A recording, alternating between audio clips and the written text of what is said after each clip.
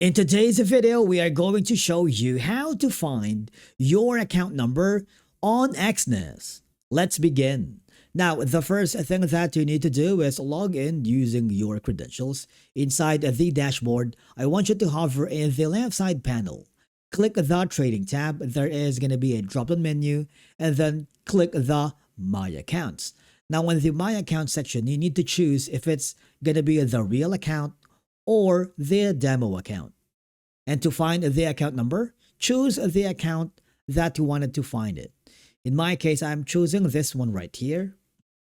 Click the three dots icon beside it, and then click the account information. What will happen is you'll be forwarded with multiple information, and obviously the account number is this series of characters. You have hashtag and then the series of numbers. Okay?